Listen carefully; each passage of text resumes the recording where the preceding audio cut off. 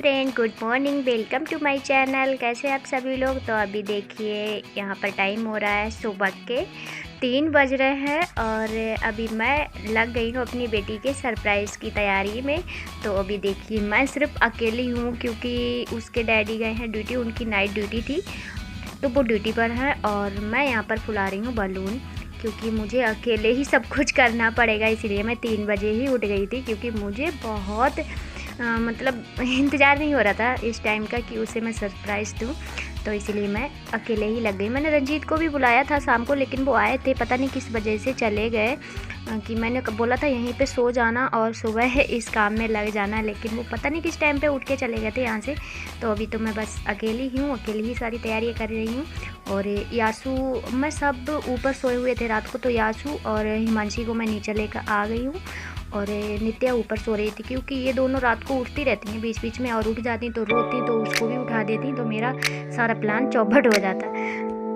तो इसी वजह से मैं इनको साथ में लेकर आई, इन्हें सुला दिया पहले, उसके बाद में मैं इस काम में लग गई हूँ। और नित्या तो अभी पूरी मतलब कि बेहोशी से सो रही है ऊपर, क्योंकि वो तो कब ऐसे भी लेट उठती है सो के, उसे तो उठाना पड़ता है सुबह को। और देखो ये यासू भी उठ गई है बलून की आवाज़ों से, तो उसको देखो कितना मज़ा आ रहा है। वो एकदम हैरान हो गई कि वो क्या रहा है, तो वो तो बहुत खुश हो रही है। और देखिए हिमांशी अभी भी सो रही है। तो आप लोग बने रहिए मेरे ब्लॉग में। अगर हाँ आप लोग मेरे चैनल पे नए हो तो प्लीज़ सब्सक्राइब कर लेना, और अगर आप लोग ने सब्सक्राइब कर रखा है तो बिल्कुल थैंक यू।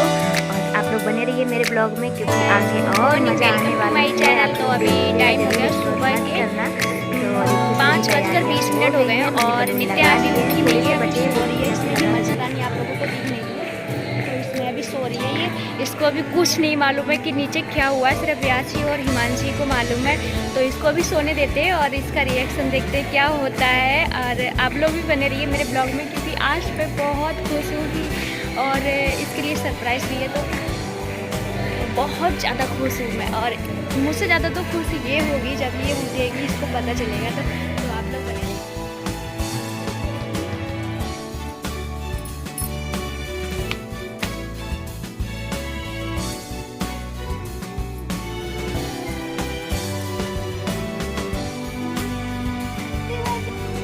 तो गाइस देखिए जैसा मैंने सोचा था वैसा नहीं हुआ, क्योंकि वो तुरंत उठ के आई और आज जल्दी उठ गई थी। अगर वो टाइम से नींद पूरी करके उठती तो शायद अच्छा होता, लेकिन वो आज जल्दी उठ गई थी। ऊपर अकेली सोई हुई थी इसीलिए नीचे आ गई उठ के कि सब लोग कहाँ गए हैं उठ के।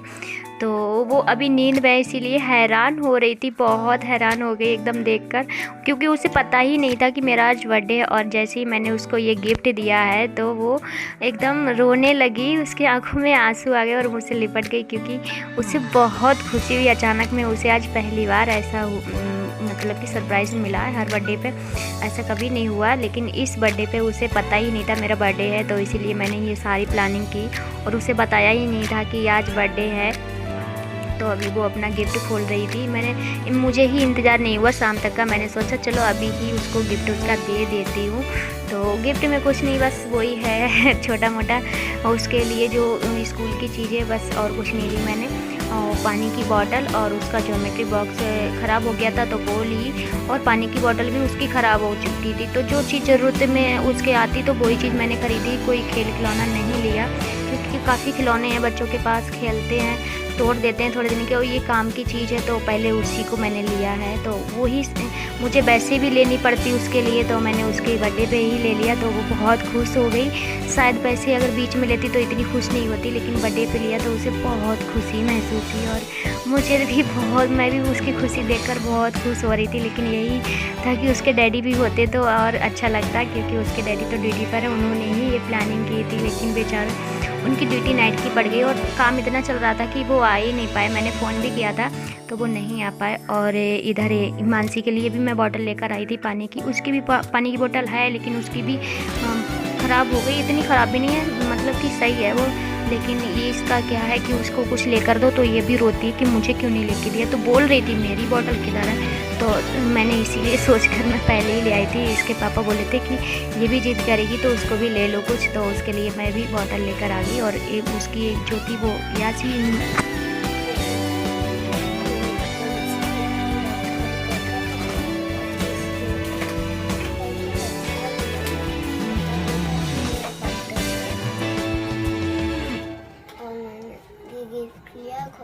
बहुत अच्छा गिफ्ट, मैं खुश भी हो गई और ये पूरा सरप्राइज देकर बहुत खुशी हुई। बाय। देखो सुबह का मौसम कितना प्यारा लग रहा है और सबसे प्यारा तो ये लग रहा है आज।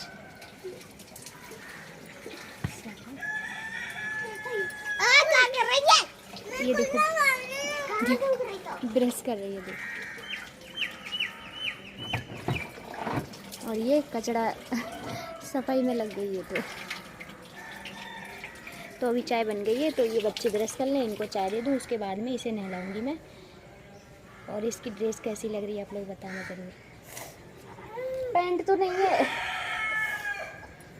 तो गाइस आ जाइए आप लोग भी चाय पी लीजिए, चाय तैयार है। तो अभी तो बस चाय ही बनाई है और यहाँ पर देखिए नित्या ने नहा भी लिया है।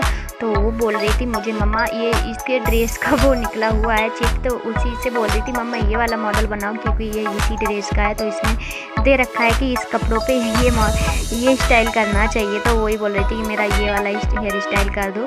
तो मैं कोशिश कर रही थी करने की क्योंकि मुझे आता नहीं हेयर स्टाइल। तो आज उसने बोला है तो आज तो उसको मना भी नहीं कर सकती थी, उसके ही मन का पूरा करना चाहती थी मैं। तो मैंने कोशिश की उसकी तरह बनाने की, लेकिन बस जैसा बना वैसा बना दिया, मुझ पे ठीक से अच्छा नहीं बना। और देखिए इसी बीच कैमरा ऑन था और उसी बीच उसके डैडी भी ड्यूटी से आ गए। मैं भूल गई थी कि मैंने कैमरा ऑन कर रखा है। तो देखिए कितना खुश है और कैसे लिपट गई अपने डैडी को। और हाँ नित्या को वो हिमांशी को बुखार आ गया। सुबह तो बहुत खुश थी, बहुत अच्छे से खेल रही थी, लेकिन उसको बहुत तेज़ गाइस बुखार था। और यासी की भी हालत ख़राब थी, उसको लैटरिन आ रही थी। तो दोनों ही बेचारी परेशान हो गई आज। और देखिए मैंने हेयर स्टाइल उसका बना दिया है, लेकिन अभी भी मुझे पता नहीं है। मैंने कैमरा ऑन कर रखा गाइस, मैं भूल जाती हूँ कभी कभी कैमरा ऑन करके काम करने लगो तो भूल जाती हूँ, काफ़ी लंबा वीडियो हो जाता है। और इधर देखिए नित्या के बुआ का फ़ोन आया तो वो अपनी बुआ से बात कर रही थी। उसके फ़ोन आ ही रहे थे, सुबह से स्टार्ट हो गए थे आने, प्रेस कर रहे थे सभी फ़ोन कर करके, क्योंकि यहाँ दूर हैं तो कोई आ ही नहीं सकता है। घर पे रहो, गांव में रहो तो सभी लोग आ जाते हैं, लेकिन यहाँ चेन्नई में कौन जो है यहाँ पर वही आ जाते हैं जो यहाँ पे रहते हैं। देखिए गैस मेरी दोनों बेटियाँ कैसे उदास लेटी हुई हैं, क्योंकि दोनों की हालत बहुत ख़राब हो रखी है। और हिमांशी को बहुत तेज़ बुखार और ज़्यादा बढ़ गया है और यासु को भी थोड़ा थोड़ा बुखार है। और इस टाइम पर मैं नित्या की बुआ से बात कर रही। अभी मैंने देखा कि कैमरा ऑन कर रखा है तो मैंने बंद किया। और देखिए इधर मैंने हिमांशी को पट्टी डाल रखी है क्योंकि उसे बहुत तेज़ बुखार हो गया। तो बुखार कम हुआ तभी मैंने उसे दवाई दी। गाइस मैं अपना वीडियो यहीं पर एंड करती हूँ क्योंकि ज़्यादा काफ़ी लंबा वीडियो हो जाएगा ये शाम तक का। तो मैंने इसको 2 भाग में कर दिया है, आप लोग देख सकते हो दूसरा पार्ट जाकर मेरे चैनल पे। बाय।